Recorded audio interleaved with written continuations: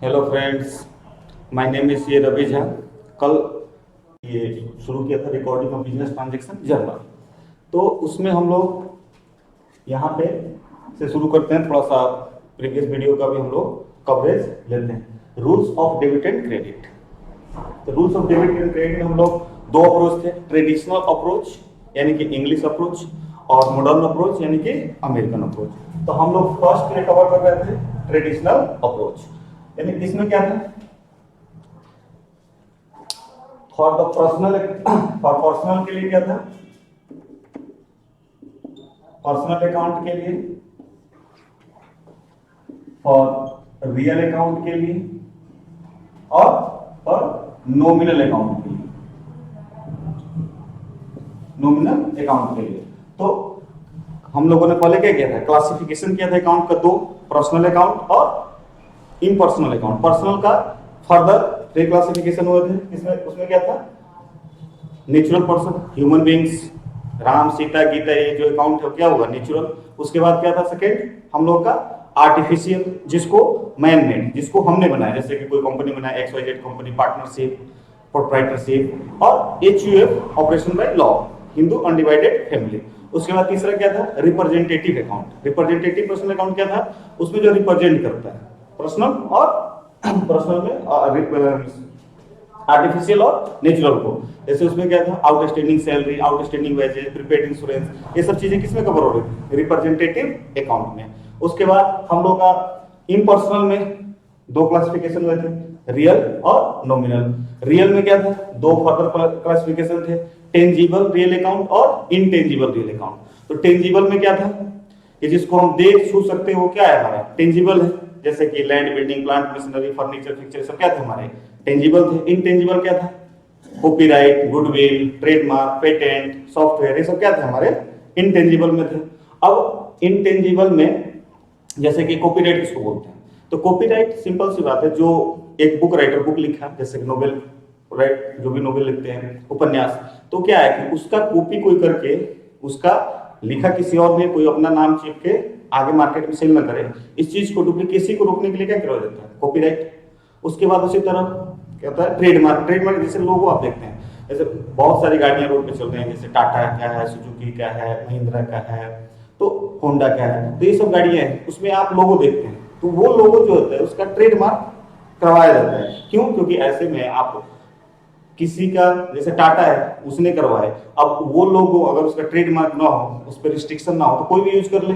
तो इस चीज को रोकने के लिए क्या करवाया जाता है, उसको ट्रेडमार्क, जो वो लोगो टाटा यूज करेगा, सुजुकी का लोगो सुजुकी यूज करेगी। उसी तरह क्या होता है पेटेंट। पेटेंट में क्या होता है, कोई भी इन्वेंशन, जैसे कि कोई केमिकल फॉर्मूला है, जैसे मेडिकल का नए नए दवाइयां आ रही हैं, जैसे जेट का वो इंजन, कोई सॉफ्टवेयर, ये सब चीजें क्या होती हैं, जो उसको रिवर्स इंजीनियरिंग करके कोई अपना ना बना ले, इस चीज को कंट्रोल करने के लिए क्या करवाया जाता है, पेटेंट करवाया जाता है। आगे कभी इसको डिटेल में और हम लोग डिस्कस करेंगे। उसी तरह उसके बाद क्या था, नॉमिनल अकाउंट। नॉमिनल में क्या था कि जो भी खर्चा बिजनेस से, जैसे कि रेंट पेमेंट कर रहे हैं, इलेक्ट्रिसिटी का पेमेंट कर रहे हैं, आप ऑफिस एक्सपेंस कर रहे हैं, प्रिंटिंग स्टेशनरी, जो भी खर्चा कर रहे हैं, जो भी बिजनेस से रिलेटेड खर्चा थे, वो क्या होते हैं, डेबिट। डेबिट ऑल एक्सपेंसेस से लॉसेस। क्रेडिट क्या था, जो भी आपका इनकम हो रहा है, इनकम इन द सेंस जैसे कोई सेल किया आपने, कोई कमीशन आपको रिसीव हुआ, इंटरेस्ट रिसीव हुआ, डिस्काउंट रिसीव हुआ, ये सब क्या थे, आपके इनकम थे। तो ये सब कहाँ कवर थे, नॉमिनल में। अब rules of debit and credit में दो अप्रोच, ट्रेडिशनल और मॉडर्न अप्रोच।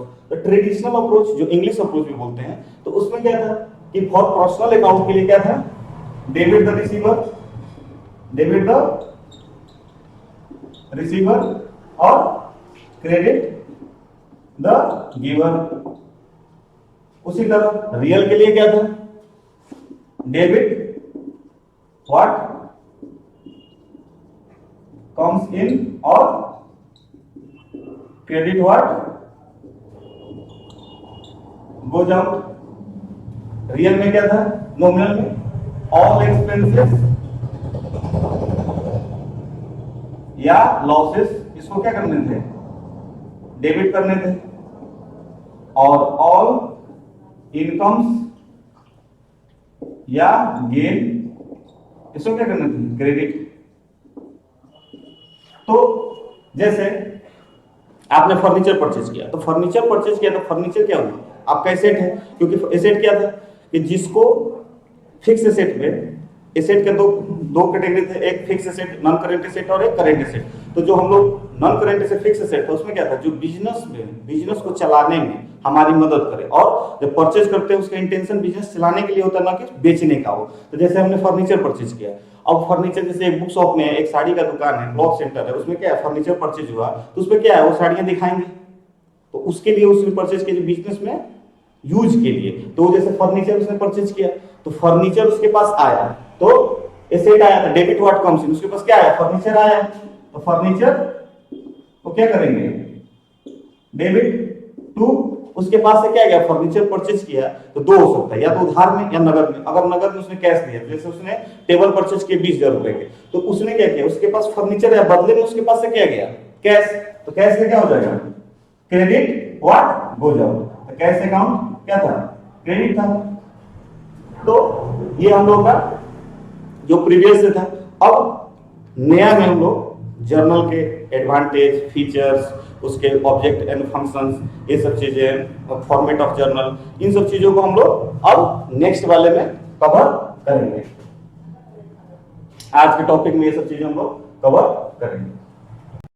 तो जर्नल अब हम लोग जो शुरू किए थे, इस वीडियो से हम लोग कैरी कर रहे हैं जर्नल। अब ये क्या था, जर्नल क्या है, journal is a book of primary entry, journal is a book of primary entry, और journal is a day book.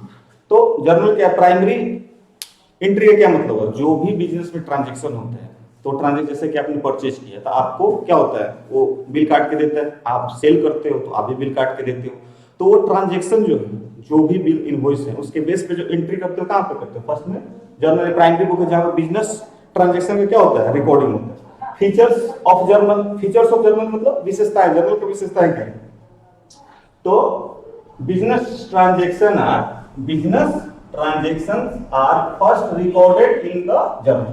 जो बिजनेस ट्रांजैक्शन है, वही जो सेल परचेज का जो भी रिकॉर्ड है, आपने कोई खर्चा किया, कोई इनकम कमाया, तो उसका जो ट्रांजैक्शन जो आपने किया, उसको कहां पर रिकॉर्ड करोगे, जर्नल में रिकॉर्ड होता है। उसके बाद journal is a subsidiary book, journal is a subsidiary book, subsidiary book मतलब सहायक, जर्नल क्या है, एक सहायक बुक है, journal is a subsidiary book. It is subordinate to the ledger, it is subordinate to the ledger मतलब अधीनस्थ, यानी कि लेजर जो बनता है वो किसके बेस, पहले जर्नल एंट्री बनता है, पहले रिकॉर्डिंग करते हैं, उसके बाद क्या करते हैं, क्लासिफाइंग मतलब लेजर पोस्टिंग करते हैं।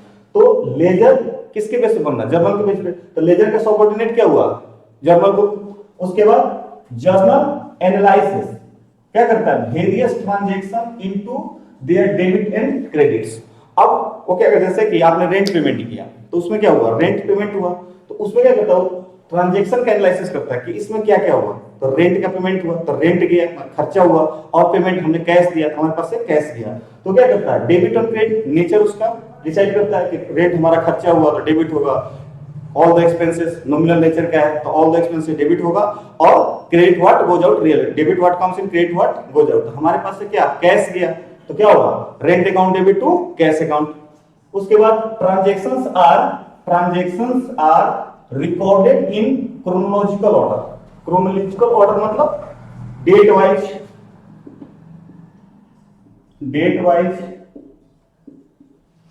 टाइम बेसिस पे। जैसे इसमें क्या होता है कि जो अप्रैल महीना है, तो अप्रैल में जो ट्रांजैक्शन किया, तो अप्रैल फर्स्ट वो, यानी कि ये नहीं हुआ कि पहले मई का ट्रांजैक्शन पहले लिख दिए, अप्रैल का बाद में लिखे, जून का पहले लिख दिए, मई का बाद में लिखे, ऐसा नहीं। उसमें क्या होता है, क्रमानुसार डेट वाइज वो क्या होता है, उसको रिकॉर्ड करता है, अप्रैल में 1 अप्रैल 2 अप्रैल 10 अप्रैल। अब एक ट्रांजैक्शन 1 अप्रैल को हुआ, दूसरा ट्रांजैक्शन 10 अप्रैल को हुआ, तो ऐसा ना होगा कि पहले 10 अप्रैल का ट्रांजैक्शन रिकॉर्ड हो गया फिर 1 अप्रैल का हुआ। तो जनरली क्या होता है कि वो अप्रैल डेट वाइज क्रोनिकल ऑर्डर में उसको रिकॉर्ड करता है। फिर क्या होता है, जर्नल कंटेन्स 5 कॉलम। जर्नल बनाने के लिए, एंट्री पास करने के लिए, उसमें कितने नंबर्स ऑफ कॉलम, क्या क्या चीजें रिकॉर्ड उसमें की जाती हैं, तो उसको क्या होता है, फॉर्मेट ऑफ जर्नल। अब देखिए फॉर्मेट ऑफ जर्नल का पहला क्या है, डेट, दूसरा क्या है, पार्टिकुलर्स, तीसरा क्या है, एलएफ, चौथा क्या है, डेबिट अमाउंट, पांचवा क्या है, क्रेडिट अमाउंट।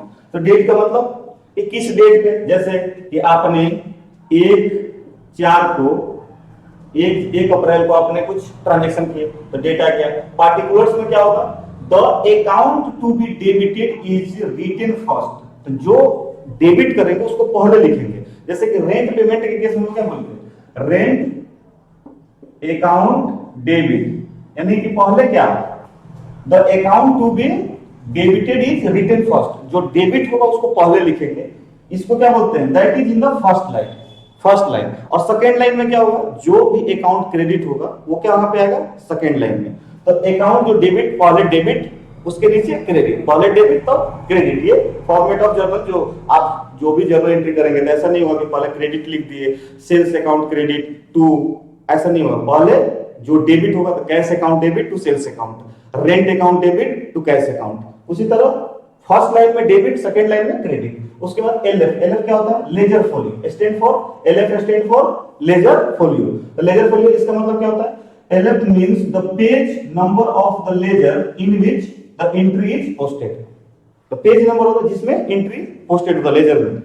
फिर अमाउंट, डेबिट अमाउंट, जैसे रेंट पेमेंट किया 5000, तो फर्स्ट लाइन में क्या आएगा, rent account debit amount 5000, to second line में क्या आएगा, क्रेडिट, कैश अकाउंट क्रेडिट में 5000।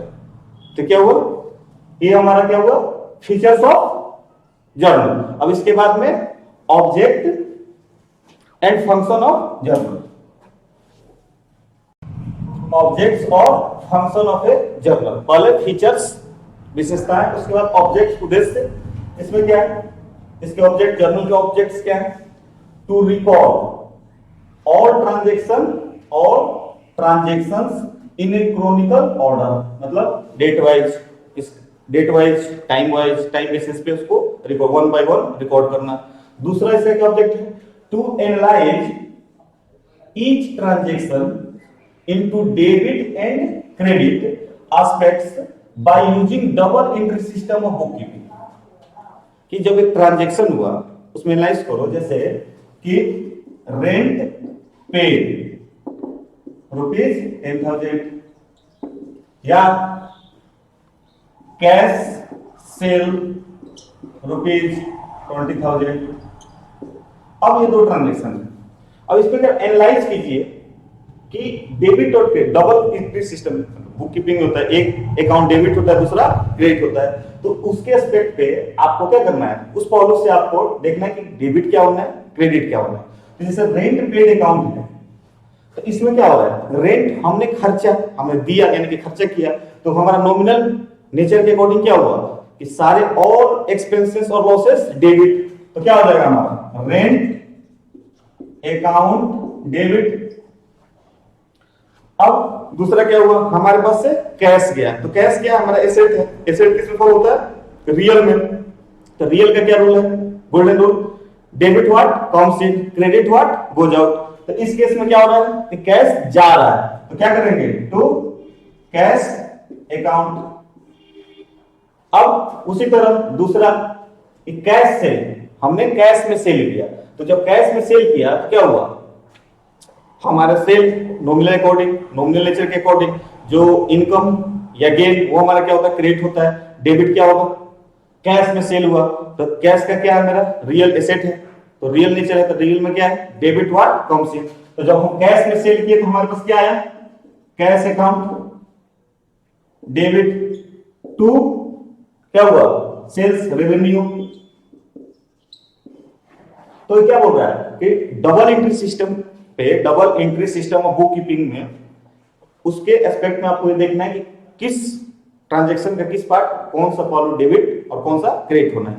सेकेंड, थर्ड में क्या है, to facilitate posting into ledger. जब जर्नल बन जाएगा, जैसे कि इसमें, इस केस में हमने कैश में, तो इसमें क्या हुआ, एक कैश का लेजर बनेगा, एक सेल्स का लेजर बन जाएगा, एक रेंट का। तो ये जर्नल एंट्री जब किए, इससे क्या फायदा हुआ कि हमें किस अकाउंट में पोस्ट करना है, इससे मदद मिलेगी। तीसरा, चौथा क्या, to help in settling dispute if any. अगर सपोज दैट मानिए कि आप बिजनेसमैन हैं, तो आप सेल कर रहे हैं, परचेज कर रहे हैं, किसी पार्टिकुलर पर्सन से आप उसी से परचेजिंग कर रहे हैं, तो उससे नंबर ऑफ आइटम आप परचेज किए, मतलब साल में मानिए कि 50 बार आपने परचेजिंग किया, एक बंदे उसको आपने साल में कम से कम 30-40 टाइम उसको इनवॉइस दिया, मतलब सेल किया। अब इसमें क्या होगा कि पेमेंट में कभी कभी डिस्प्यूट हो जाता है, नहीं नहीं हमने पेमेंट कर दिया, तो नहीं नहीं आपने नहीं किया है। तो इस डिस्प्यूट को रिजॉल्व करने के लिए क्या होता है कि जी आपने जो एंट्री किया है, रिकॉर्ड किया, वो हमें दीजिए, मैंने जो रिकॉर्ड किया हमें, तो दोनों, जिसने जो परचेजर है वो और जो सेलर है वो दोनों अपने बुक्स में से ये जो एंट्री बनाए रखते हैं उस एंट्री को लेके सामने रखते हैं और दोनों मैच कराते हैं। तो उससे क्या होता है कि कौन सा एंट्री हुआ है, कौन सा छूट गया है। तो वो अगर ऐसा कुछ हो तो जर्नल के बेस पे क्या होता है, एंट्री अगर हमारे पास होती है तो कोई डिस्प्यूट होता है तो उसको भी रिजॉल्व करने में ये मदद करता है। इसका जर्नल एंट्री का क्या है, object and function of journal, ये सब चीजें बेसिक हैं जो कि आपको पता होनी चाहिए। तो ये बेहतर होता है, जितना जानकारी रहेगा उतना बेहतर रहेगा आपको एंट्री पास कर। अगर आपको जर्नल एंट्री आता है तो ऑब्वियसली उसके बाद जितने लेजर हुआ, ट्रायल बैलेंस, बैलेंस शीट, ये सब चीजें इजी होते जाएंगे। अगर जर्नल ठीक से नहीं आ रहा है, समझ में नहीं आता है, तो आगे दिक्कत होगा। तो इसको फोकस करना जरूरी है। अब नेक्स्ट हम लोग एडवांटेज, इसका नेक्स्ट पार्ट कवर करते हैं, इसके एडवांटेज। एडवांटेज, अब जर्नल का एडवांटेज क्या है, तो क्रोनिकल रिकॉर्ड, क्रमानुसार date wise time wise record करता है। दूसरा क्या है, एक्सप्लेनेशन ऑफ ट्रांजैक्शंस। अब एक्सप्लेनेशन ऑफ ट्रांजैक्शन यानी क्या होता है, नरेशन। जैसे कि आपने रेंट पेमेंट किया है तो क्या एंटर करते हो, rent account debit to cash. अब एक्सप्लेनेशन क्या होता है, नरेशन लिखा जाता है। अब नरेशन में क्या लिखते हैं हम लोग, जैसे रेंट पेड टू रमेश लिखते हैं। तो क्या करता है, एक्सप्लेनेशन, एक्सप्लेन। अब सिर्फ एंट्रीज भी हो तो उसमें क्या होता है, डेट होता है। जैसे 1/4 को आपने रेंट का पेमेंट किया है तो इसमें डेट आ गया, इस डेट को ये ट्रांजैक्शन हुआ है। क्या हुआ है, तो खर्चा रेंट का पेमेंट हुआ है। किस कैसे पेमेंट हुआ है, तो कैश से पेमेंट हुआ है। किसको पेमेंट हुआ है, तो रमेश को पेमेंट हुआ है। तो बिल नहीं भी है तो इस ट्रांजैक्शन को देख के, एंट्री को देख के ये सब चीजें एक्सप्लेन हो जा रही है, ट्रांजैक्शन का एक्सप्लेनेशन हो जा रहा है। उसके बाद क्या होता है, posting in the ledger, basis of posting in the ledger. अब जब एंट्री रहेगा तो इसी के बेस पे क्या होता है, ट्रांजैक्शन पोस्ट होता है किसमें, लेजर में। अब नेक्स्ट जो टॉपिक है एंट्री। अब एंट्री के बारे में, जैसे entry, simple entry, compound entry, तो हम लोग उसके डिटेल। उसके बाद गुड्स अकाउंटिंग में, अकाउंटिंग टर्मिनोलॉजी में गुड्स का मतलब क्या होता है। इसके बाद हम लोग 2-3 जर्नल एंट्री करेंगे, फिर आज का सेशन क्लोज करेंगे। तो हम लोग नेक्स्ट क्या करते हैं, एंट्री। एंट्री, अब एंट्री कितने टाइप्स के होते हैं, सिंपल एंट्री और कंपाउंड एंट्री। तो सिंपल एंट्री क्या होता है, simple entry is one in which only 2 accounts are affected, yeah, 2 accounts are involved, that is one account to be debited and another to be credited।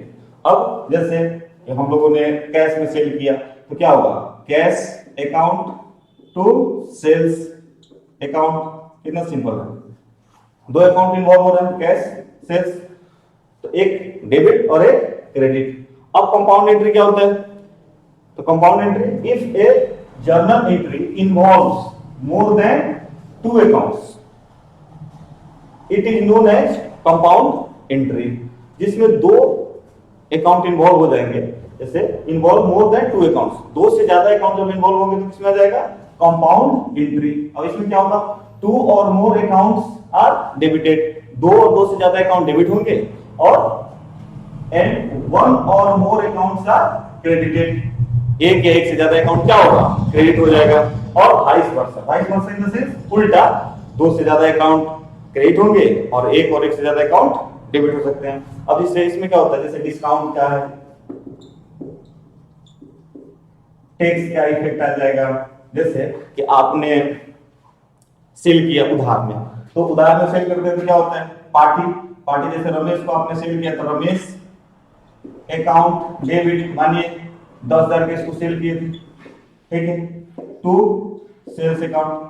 अब पैसा देते वक्त इसने आपको 9,000 रुपए दिए, तो 9,000 रुपए दिए यानी कि लेना, रिकवरी कितना करना था, 10,000, रिसीव कितना हुआ 9,000, तो 1,000 रुपीज जो उसने कम दिए, आपने चलो बोला कि चलो डिस्काउंट कैश, बोले ठीक है 1,000 रुपए छोड़ दिए। तो इसमें क्या होगा, 3 अकाउंट इन्वॉल्व हो जाएंगे। एक जब कैश आएगा तो कैश एक हमने डिस्काउंट दिया वो, और तीसरा रमेश का अकाउंट। 3 अकाउंट आ गए, मोर देन 2। तो जब हम लोग टैक्स और डिस्काउंट का पार्ट कवर करेंगे तो इसको और डिटेल में अब हम लोग सिंपल एंट्री के बेस पे दो तीन एग्जांपल्स को करेंगे, ताकि सिंपल एंट्री 2 अकाउंट वाला अच्छे समझ आ जाए। तब उसके बाद उसमें डिस्काउंट, टैक्स, इस सब चीजों का भी इंक्लूड करते जाएंगे, उसको थोड़ा सा और टिपिकल बनाते जाएंगे। तो अभी इसके बाद अब हम लोग चलते हैं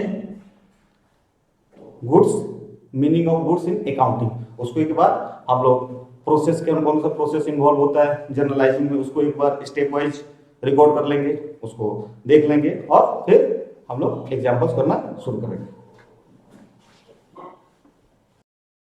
meaning of goods in accounting. अब जो गुड्स होता है, आप सुनते हो गुड्स, परचेज गुड्स, तो ये गुड्स जो है अकाउंटिंग में इसका मतलब क्या होता है? तो goods refer to merchandise, commodities, products और articles in which a trade और a business in firm deals. अब सपोज दैट मानिए एक डीलर है, जैसे कि कपड़े का दुकान वाला है, तो उस क्या करता है, कपड़ा खरीदता है और बेचता है। तो उसके लिए गुड्स क्या हुआ? जो जिस भी बिजनेस में आप जो भी प्रिंसिपल जिसमें भी आप ट्रेड करते हैं, जैसे कि एक कपड़े का दुकान वाला कपड़ा बेच रहा है, एक मेडिकल शॉप वाला मेडिसिन बेच रहा है, एक प्रॉपर्टी डीलर प्रॉपर्टी बेच रहा है, तो उसके लिए गुड्स क्या होगा? कपड़े के दुकान के लिए कपड़ा, मेडिकल वालों के लिए मेडिसिन, एक प्रॉपर्टी डीलर के लिए प्रॉपर्टी, ये सब क्या है? गुड्स है उनके लिए। तो क्या होता है? Goods refer to merchandise, commodities, product और आर्टिकल्स, कुछ भी जिसमें वो क्या करता है? ट्रेड करता है, जिसमें वो बिजनेस करता है, उसका नेचर उसी के लिए उसने बिजनेस। जैसे एक बुक शॉप वाला है, वो बुक बेच रहा है, तो उसका बिजनेस क्या है? ट्रेड क्या है? बुक बेचना, तो उसके लिए गुड्स क्या होगा? बुक्स होगा। अब सपोज दैट मानिए एक बुक शॉप वाला है, उसने फर्नीचर परचेज किए, तो फर्नीचर उसके लिए गुड्स है या एसेट है? तो गुड्स क्या होता है? जिसमें हम ट्रेड करते हैं, जिसको हम सेल परचेज कर रहे हैं, वो गुड्स होता है। और अगर उसके अलावा जो परचेज किया, जैसे उसने फर्नीचर परचेज किया, तो फर्नीचर उसके लिए एसेट हुआ। क्यों होगा? क्योंकि वो एसेट जो परचेज किया, वो क्या करेगा? उस एसेट को अपने, जैसे कि उसने बुक अलमीरा परचेज कर लिया, टेबल परचेज किया, तो क्या करेगा? वो लगाएगा, उसमें बुक रखेगा, वो उसके बिजनेस को चलाने में क्या कर रहा है? उसकी मदद कर रहा है। अब वो एसी लगाएगा, पंखा लगाएगा, फिटिंग्स करेगा, इलेक्ट्रिसिटी का, वो सब ये सब क्या है? गुड्स नहीं है, उसके लिए क्या है? एसेट है। वो एसेट उसको बिजनेस को रन करने में, स्मूथली रन करने में क्या कर रहा है? मदद कर रहा है। और जो परचेज किया, तो उसका इंटेंशन सेल का नहीं है। गुड्स जब हम परचेज करते हैं, इंटेंशन क्या है? कि हम परचेज करेंगे, इसको सेल करेंगे, कन्वर्ट करेंगे कैश में। तो गुड्स क्या होता है? ट्रेड। जिस भी आइटम, आर्टिकल, कमोडिटीज, प्रोडक्ट्स जो भी है, उसमें इसको आप परचेज करते हैं, सेल करते हैं, सेल परचेज करते हैं, जिस वही आपका नेचर ऑफ बिजनेस है, वो क्या है हमारे लिए? गुड्स है। अब क्लासिफिकेशन ऑफ गुड्स, गुड्स के क्लासिफिकेशन, परचेज अकाउंट। अब इसमें क्या होता है? आप परचेज कीजिए, जैसे कि आपने एक साड़ी के दुकान वाले ने, उसने साड़ी परचेज किया, नंबर ऑफ, तो साड़ी परचेज या तो उधार में परचेज करे, या नगद में, या कैश में, या क्रेडिट में, वो किस में रिकॉर्ड होगा? परचेज। सपोज दैट मानिए कि कुछ भी परचेज करेंगे, तो गुड्स साड़ी परचेज क्या एंट्री करेंगे? Purchase account debit to. अगर उधार में, क्रेडिट टर्म में परचेज किया है, तो जिससे परचेज किया है, जो देने वाला है, क्रेडिट द गिवर, तो कौन हो? जैसे कि रमेश से उसने परचेज किए, रमेश अकाउंट, परचेज अकाउंट में। अगर मानिए कि नहीं, उसने कैश में परचेज किए, कैश अकाउंट। तो उधार में हो या नगद में, वो कहां पे? परचेज अकाउंट में रिकॉर्ड होगा, सेल्स अकाउंट में। अब उसने परचेज करके लाया, वो क्या करेगा? कस्टमर को सेल करेगा। तो सेल करेगा तो या तो उधार में सेल करेगा या नगद में सेल करेगा। तो सेल कहां है? अगर उधार में सेल करेगा तो डेबिट द रिसीवर, किसी पर्सन को सेल करेगा, तो पर्सनल अकाउंट में क्या है? Debit the receiver, credit the giver. तो डेबिट, जैसे रमेश को सेल किया, तो Ramesh debit the receiver, Ramesh क्या है? नेचुरल पर्सन है। तो पर्सनल अकाउंट केस में क्या है? Debit the receiver. तो Ramesh account debit to sale किया, तो नॉमिनल अकाउंट रेवेन्यू है, तो सेल्स अकाउंट, सेल्स अकाउंट। ठीक। नगद में तो यहां रमेश नाम क्या आ जाता है? कैश। तो कैश क्या हमारा एसेट है, तो एसेट ऑब्वियसली एसेट है, तो रियल में क्या है, डेबिट व्हाट कम्स इन, तो हमने क्या किया, सेल किया, तो रेवेन्यू आ गया। नॉमिनल अकाउंट के बेस पे, नॉमिनल नेचर के बेस पे क्या होगा, रेवेन्यू क्रेडिट, और debit what comes in real के बेस पे, तो कैश हमारे पास आया, तो डेबिट व्हाट कम्स इन, तो debit cash account debit to sales account, इसमें किसमें रिकॉर्ड होगा, सेल्स अकाउंट में। उसी तरह परचेज रिटर्न अकाउंट या return outward, purchase return account को ही हम रिटर्न आउटवर्ड अकाउंट करते हैं। अब सपोज दैट आपने, दुकान वाले ने सामान परचेज किए पर उसमें कुछ डिफेक्टिव निकल गया, तो क्या करेगा, रिटर्न करेगा। जो रिटर्न करेगा वो कहां रिकॉर्ड करेगा, परचेज रिटर्न या return outward, irrespective of fact, वो उधार में परचेज किया, नगर में कैश में परचेज किया, अगर जो सामान है वो खराब है तो ऑटोमेटिक वापस तो होना ही होना है, तो क्या होगा, तो किसमें रिकॉर्ड करेगा, परचेज रिटर्न और रिटर्न आउटवर्ड दोनों सेम है। कभी कभी पूछ देता है तो परचेज रिटर्न और रिटर्न आउटवर्ड दोनों सेम है। उसी तरह आपने सेल्स किया, अब वो सेल आपके केस में भी हो सकता है, आपने सेल किया, वो पीस जो है डिफेक्टिव निकला तो वो रिटर्न आया, तो किसमें रिकॉर्ड होगा, सेल्स रिटर्न या रिटर्न इनवार्ड अकाउंट में, रिटर्न इनवार्ड अकाउंट में। अब क्या है कि मानिए कि जिस भी आइटम आप ट्रेड करते हैं तो आइटम नंबर, एक बार में एक दो आइटम, तो जैसे बुक शॉप वाला है तो दो चार किताब तो खरीदता नहीं, एक बार में वो 100 200 500 बुक्स परचेज करता है, तो वो जो उसके पास नंबर ऑफ आइटम्स उसने परचेज किए, क्वांटिटी जो परचेज किया, उसके लिए वो क्या है, स्टॉक है। अब ड्यूरिंग द ईयर उसने सेल किया, करते करते सेल किया, परचेज किया, और लास्ट में जब अकाउंटिंग क्लोज हुआ तो अकाउंटिंग पीरियड क्या होगा, सपोज दैट 1/4/2021 से 31/3/2022 ये ईयर हुआ। अब 31/3 तक उसने 500 बुक परचेज किए, उसमें से कितना, मान लीजिए सपोज उसने 450 सोल्ड कर दिए, बचा कितना 50 पीस, तो 50 उसके लिए क्या है, ये उसका क्लोजिंग स्टॉक है। तो जो बच गया, लेफ्ट आउट है, जो बचा हुआ है क्या, क्लोजिंग, और क्लोजिंग स्टॉक हमेशा क्या होता है, डेबिट बैलेंस होता है।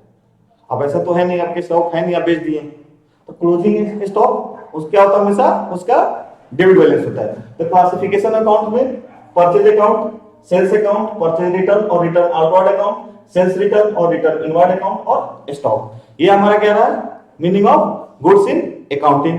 जिसमें भी हम ट्रेड करते हो हमारा क्या है, गुड्स है। जो हमारे ट्रेड के अलावा है, जैसे फर्नीचर हमने परचेज किया, मेडिसिन का दुकान वाला उसने एसी परचेज किए, तो वो एसी में ट्रेड नहीं करता, तो एसी उसके लिए एसेट है। क्यों, एसी ऑब्वियसली बात है, गर्मी के दिन में गर्मी ज्यादा लगेगा तो क्या होगा, थोड़ा सा कंफर्ट। फिर बहुत सारी ऐसी दवाइयां हैं जो उसको फ्रीजर वो लेता है, डीप फ्रीजर, जिसमें क्या है कि वो माइनस टेम्परेचर में रखना होता है, अगर वो नहीं रहेगा तो दवाइयां खराब हो जाएंगी। तो वो एसेट जो फ्रीजर, डीप फ्रीजर परचेज करेगा, तो वो क्या है, वो बेचने के लिए थोड़ी परचेज किया है, उसमें क्या करेगा, वो दवाइयां जो बेचने के लिए परचेज किया है उसका रिक्वायरमेंट है कि माइनस टेम्परेचर में इसको स्टोर करना है, तो वो स्टोर करेगा, तो उसके लिए डीप फ्रीजर चाहिए। तो जो डीप फ्रीजर है वो उसके लिए एसेट है, उसकी मदद से वो बिजनेस चलाएगा, तो डीप फ्रीजर क्या है, उसका एसेट होगा, न कि गुड्स होगा। और जो मेडिसिन होगा वो क्या है, उसके लिए गुड्स होगा, उसमें वो ट्रेड कर रहा है। अब हम लोग बढ़ते हैं, अब हम लोग जर्नल एंट्री शुरू करते हैं। जर्नल एंट्रीज, और फर्स्ट में मानिए Sandeep started business with cash, book है, इसमें एक क्वेश्चन है, Sandeep started business with cash ₹50,000। Sandeep ने बिजनेस शुरू किया कितने से, 50,000 रुपए के साथ। तो इसमें क्या हुआ, संदीप इसने बिजनेस शुरू किया, एसएमई कंपनी, ठीक। अब इसने क्या किया संदीप, अब जब हम ट्रांजैक्शन करते हैं तो उसमें क्या होता है, स्टेप, जो भी क्या क्या स्टेप इन्वॉल्व होते हैं एक जर्नल एंट्री करने से पहले, तो उसमें क्या क्या है, आइडेंटिफाई कीजिए अकाउंट इन्वॉल्व, क्या कौन कौन से अकाउंट इसमें इन्वॉल्व हो रहा है। तो बिजनेस स्टार्ट हो रहा है तो क्या हो रहा है कि बिजनेस के पास कैश आ रहा है, दे कौन रहा है, संदीप। जब ये आइडेंटिफाई हो गया तो उसके बाद उसका नेचर आइडेंटिफाई कीजिए, तो कैश का नेचर क्या है, रियल। और संदीप ने जो देगा, कभी भी बिजनेस जब ये स्टार्ट होता है, जो स्टार्ट करता है और जो फंड लगाता है उसको क्या बोलते हैं, कैपिटल। जो पैसा दिया, संदीप ने पैसा दिया बिजनेस स्टार्ट, तो क्या उसको क्या नाम, स्टेट का नाम क्या है, कैपिटल, उसको क्या बोलते हैं, कैपिटल। तो ये कैपिटल क्या है, पर्सनल अकाउंट। ये अब ये क्या हुआ, ये क्या हुआ, पर्सनल अकाउंट। तो पहले कौन कौन से अकाउंट इन्वॉल्व है, फिर उनका नेचर क्या है। थर्ड हम लोग क्या करते हैं, नेचर आ गया, तो नेचर के बाद हम लोग गोल्डन रूल से अप्लाई करते हैं। गोल्डन रूल अप्लाई करते हैं, क्या डेबिट क्या क्रेडिट। तो रियल अकाउंट में बिजनेस के पास क्या आया, कैश आया। बिजनेस के पास क्या है, कैश आया है। तो गोल्डन रूल, कैश क्या है, रियल अकाउंट है। तो रियल अकाउंट का गोल्डन रूल क्या बोलता है, debit what comes in, credit what goes out. तो इसमें क्या हो रहा है, डेबिट व्हाट कम्स इन, इसके पास कैश आ रहा है, तो क्या होगा, कैश अकाउंट डेबिट।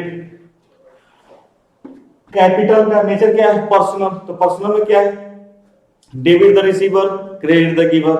तो एक जो संदीप है उसने दिया है, तो ये बिजनेस को दिया है, तो क्रेडिट द गिवर क्या हो जाएगा, कैपिटल अकाउंट क्रेडिट हो जाएगा 50,000 से। नरेशन में बिग बिजनेस स्टार्टेड विथ ₹50,000। अब नेक्स्ट हम लोगों का एंट्री है परचेज फर्नीचर फॉर कैश।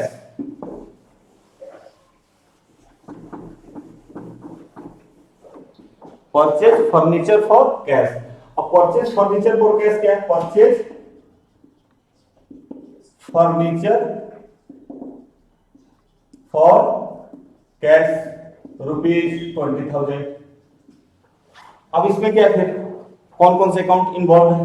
तो फर्नीचर आया, एक तो ये होगा फर्नीचर, दूसरा कैश।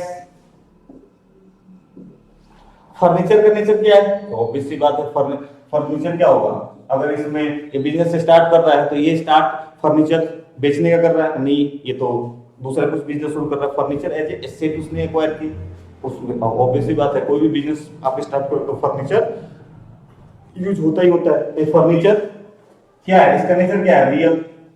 कैश एसेट है, ये भी क्या है, इसका नेचर क्या है, रियल। गोल्डन रूल क्या बोलता है, debit what comes in credit what goes out. तो क्या हुआ इस केस में, क्या फर्नीचर आ रहा है, बिजनेस में फर्नीचर आ रहा है, तो क्या हो जाएगा, डेबिट कितना है 20,000। हमारे पास से क्या जा रहा है, बिजनेस के पास से क्या जा रहा है, कैश। तो रूल के according debit what comes in credit what goes out. तो क्या जा रहा है, कैश। तो कैश अकाउंट कितना ₹20,000 credit, being furniture purchase of ₹20,000। अब हमारी थर्ड एंट्री क्या है, purchase goods for cash. Purchase goods for cash.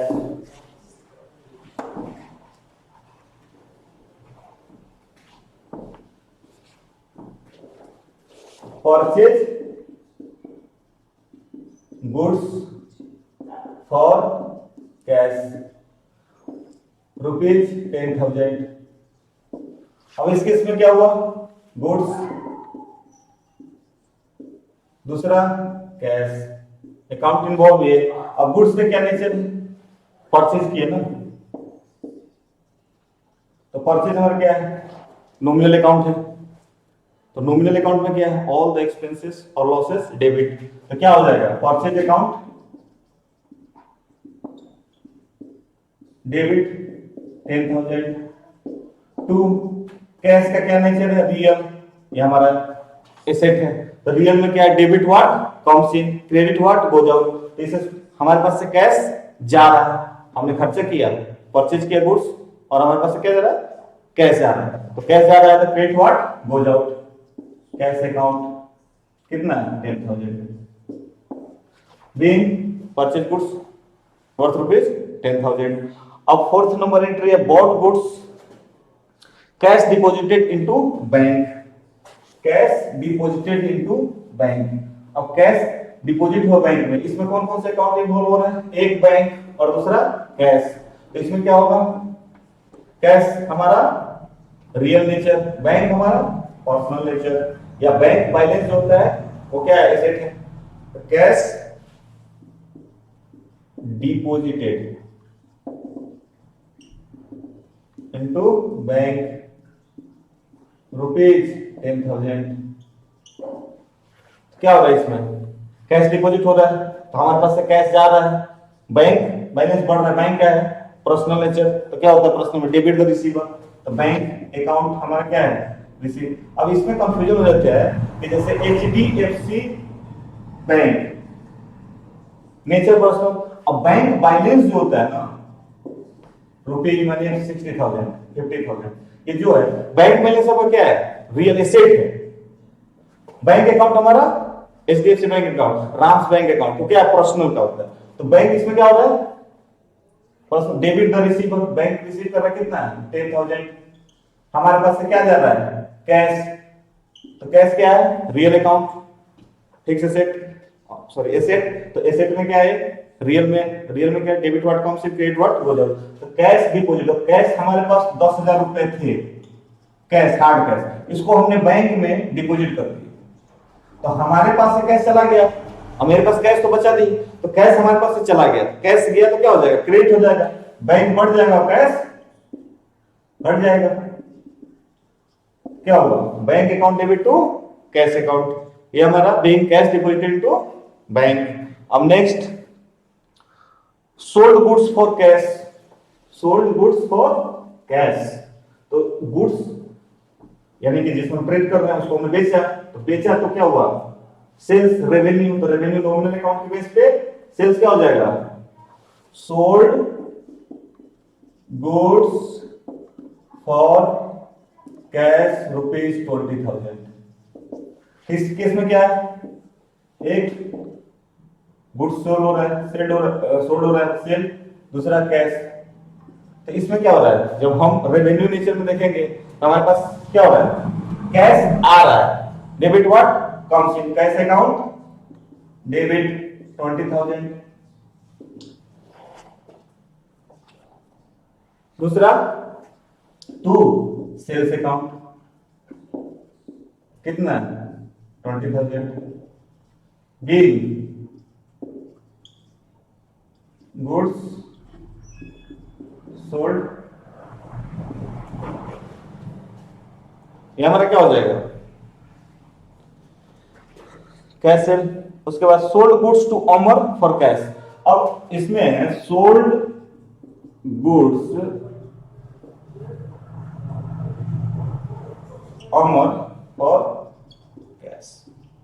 भाई अब इस एंट्री में है कि अमर को कैश में, उससे क्या मतलब है, हमारे पास अगर देखा जाए तो हमने सामान बेचा है और दूसरा हमें कैश मिला है। अब हमने अमर को बेचा, रमीन को बेचा, राम को बेचा, श्याम को बेचा, उसे क्या है, हमने कैश से बेचा। अगर उधार बेचा होता तो नाम मैटर करता। अगर किसी भी जर्नल करते वक्त अगर कोई ट्रांजेक्शन है, जैसे गुड सोल्ड वर्थ 5,000 ऐसे लिखा है, तो इसमें कोई नाम इन्वॉल्व नहीं होता है। तो जब नाम नहीं आएगा तो माना जाएगा क्या है, वो कैश में सेल हुआ है। अगर मानिए गुड सोल्ड, जैसे इसी में होता है गुड सोल्ड टू अमर ₹5,000, तो इसमें कैश इन्वॉल्व नहीं हो रहा है, यानी कि जो हमने सेल किया है वो अमर को उधार में बेचा है। पर जहां पे नाम भी हो, नाम के साथ ले ले, जैसे sold goods to Amar for cash, यानी कि अमर को कैश में, मतलब वो कैश कस्टमर था, उसको हमने कैश में, उसका नाम था अमर, जिसको हमने कैश में बेचा। तो हमें इसमें क्या करना है, नाम से कोई मतलब नहीं, सीधे सीधे क्या करना है, cash account debit 10,000 to sales account. इसमें नाम से कोई मतलब नहीं। अब जैसे एंट्री होता है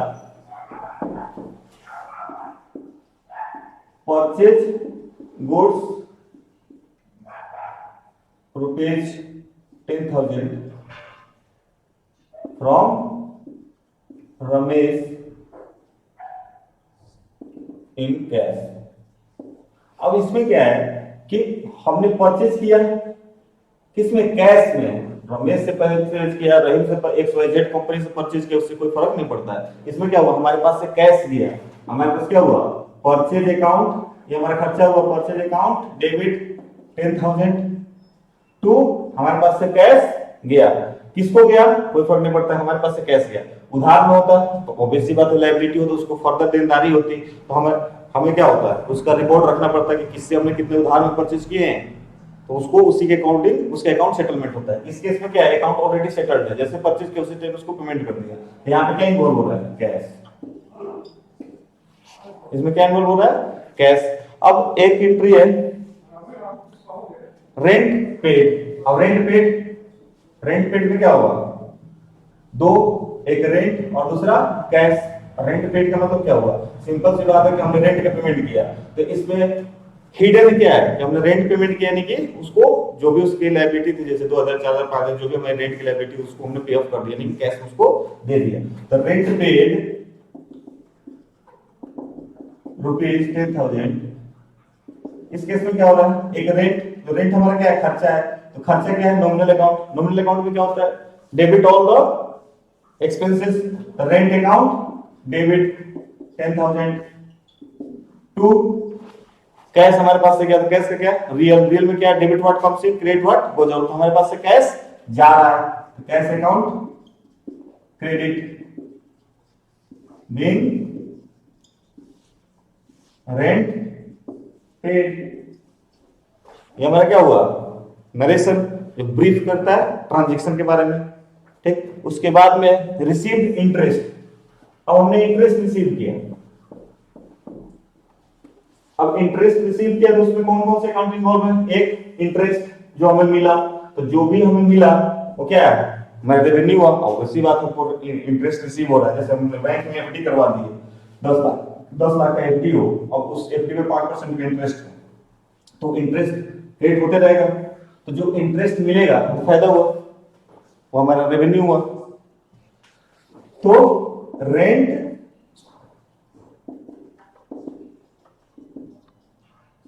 इंटरेस्ट रिसीव्ड रुपीज 10,000। इसमें क्या हो रहा है? इंटरेस्ट रिसीव हो रहा है। इंटरेस्ट रिसीव का मतलब क्या? हिडन है कि हमको मिला, क्या मिला? कैश। तो कैश क्या है? रियल अकाउंट है। Debit what comes in, cash account debit 10,000। दूसरा हमारा इनकम। इनकम पार्ट हमेशा क्रेडिट होता है। इंटरेस्ट इनकम अकाउंट कितना? 10,000 बिग इंटरेस्ट रिसीव्ड। उसके बाद पेड सैलरी। सैलरी पेड किया, सैलरी पेड किया रुपीज मान लो 10,000।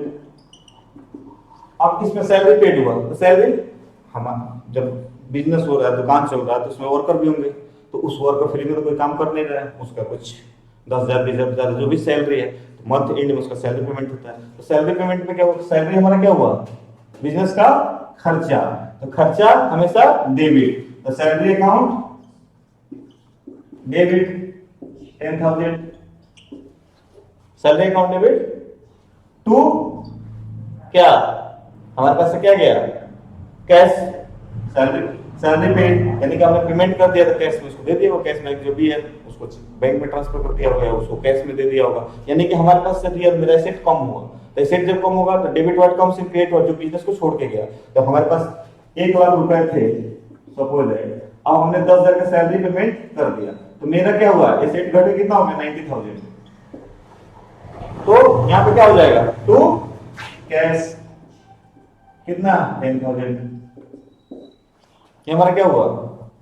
Salary paid. अब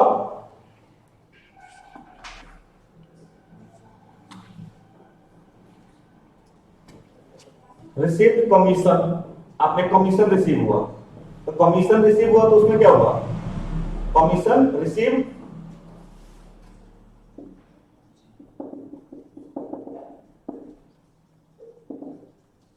रुपीज 10,000। Commission receive. अब कमीशन रिसीव हुआ तो क्या हुआ? कमीशन इनकम हुआ हमारे लिए, और रिसीव अमाउंट कैश आया होगा। तो इसमें क्या है कि इनकम जो होगा नॉमिनल नेचर, तो क्रेडिट, और डेबिट क्या हो जाएगा? कैश। तो कैश रिसीव्ड हुआ यानी कि 10,000 रुपीज कैश अकाउंट डेबिट कितना? 10,000 टू क्या? Commission income. Commission income 10,000 big commission received. उसके बाद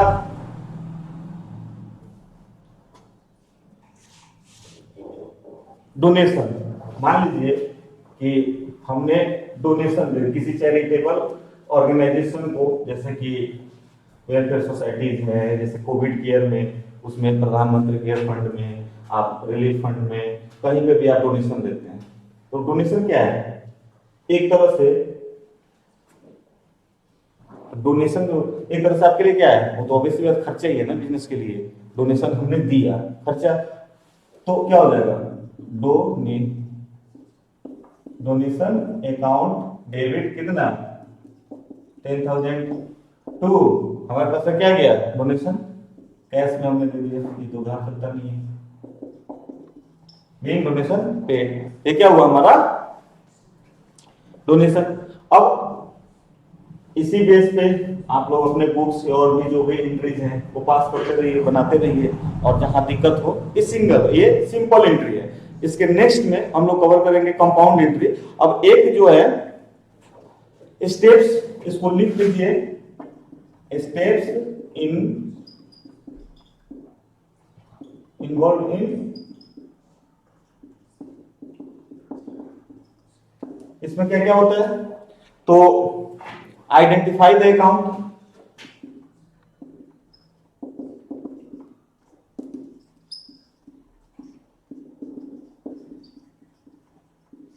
आइडेंटिफाई द अकाउंट इन्वॉल्व, दूसरा क्या है, डिटरमाइन द नेचर, तीसरा क्या है, अप्लाई कीजिए गोल्डन रूल, चौथा क्या है, इसके बाद पास कर दीजिए, और उसके बाद क्या होता है, कैरी फॉरवर्ड। कैरी फॉरवर्ड को शॉर्ट में बोलते हैं सीएफ। अब इसका मतलब क्या है, एक चीज हम बता देते हैं, कैरी फॉरवर्ड। अब कैरी फॉरवर्ड, ब्रॉट फॉरवर्ड, दो टर्म होते हैं। कैरी फॉरवर्ड का क्या मतलब होता है, अब एक बिजनेसमैन है, वो during the year number of transaction करेगा। अब नंबर ऑफ ट्रांजैक्शन करेगा तो बुक्स में लिखेगा, तो क्या होगा, बुक्स का पेज भर जाएगा। तो क्या होता है, ये बुक्स है, डेबिट और क्रेडिट, अंत में क्या होगा, दोनों का टोटल कर दिया जाएगा यहाँ पे, ठीक है। और इसको क्या कर देंगे, CF, carry forward. Next page पे क्या लिखेंगे, ब्रॉट फॉरवर्ड, मतलब जो पिछले फिगर से आया, यहाँ से डेबिट क्रेडिट, उस अमाउंट को यहाँ पे लिख देंगे, फिर ट्रांजेक्शन शुरू करेंगे। फिर यहाँ से ब्रॉट फॉरवर्ड, डेबिट क्रेडिट लिख देंगे, नीचे ट्रांजेक्शन लिख के उसके बाद फिर टोटल कर देंगे, फिर कैरी फॉरवर्ड, फिर नेक्स्ट पेज पे। ऐसे इसको क्या बोलते हैं, कैरी फॉरवर्ड, ब्रॉट फॉरवर्ड।